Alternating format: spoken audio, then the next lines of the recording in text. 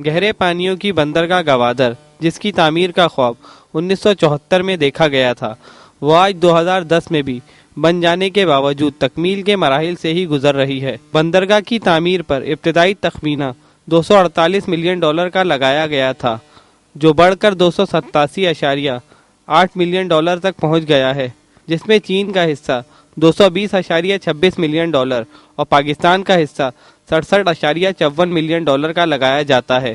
یہ بندرگاہ چین کی مدد سے تعمیر کی گئی، لیکن اس کی ہینڈلنگ کا ٹھیکہ سنگاپور کی کمپنی کو دے دیا گیا۔ گوادر پورٹ کو آپریشنل بنانے کی ذمہ داری پورٹ آف سنگاپور کے پاس ہے، جس پر اسے کئی ملین روپے کی سرمایہ کاری بھی کرنی تھی۔ کیا سرمایہ کاری ہوئی، یہ تو پیچھے خالی کھڑی برتیں ہی بتا رہی ہیں۔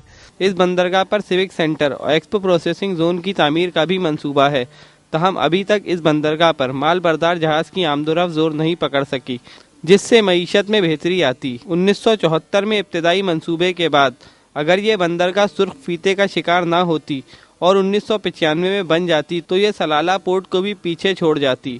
NFC ایوارڈ پر اس بندرگاہ میں ایک جہاز پر وزیر اعظم سید یوسف رضا گیلانی کی موجودگی میں دستخط کیے گئے اور انہوں نے گوادر کی بندرگاہ کی ملکیت کے بارے میں بلوچستان کی حکومت اور گوادر کے باشندوں کے لیے بڑی مراد کا اعلان بھی کیا، لیکن مقامی باشندوں کا شکوہ ہے کہ بندرگاہ کے بننے سے وہ خسارے میں رہے ہیں۔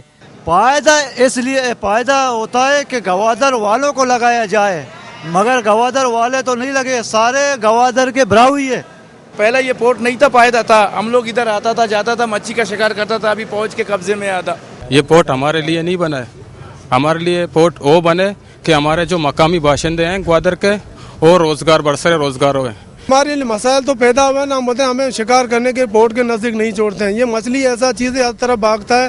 مقامی لوگوں کو ملازمتوں میں کوئی حصہ نہیں ملا اور ان کا ماہی گیری کا روایتی پیشہ بھی خطرے میں پڑ گیا۔ توانائی کے ذرائع کسی بھی جگہ کی ترقی میں اہم کردار ادا کرتے ہیں، لیکن المیہ یہ ہے کہ گوادر کے لیے بجلی بھی ایران سے درآمد کرنی پڑتی ہے۔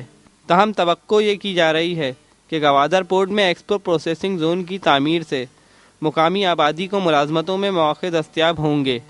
گوادر پورٹ پر ایکسپورٹ پروسیسنگ زون کے قیام سے جہاں مقامی لوگوں کو روزگار ملے گا، وہیں یہ بندرگاہ ملکی معیشت کا پہیہ چلانے میں بھی اہم کردار ادا کر سکے گی۔ کیمرہ مین محمد امین کے ساتھ اصفر ایوب، B+ گوادر۔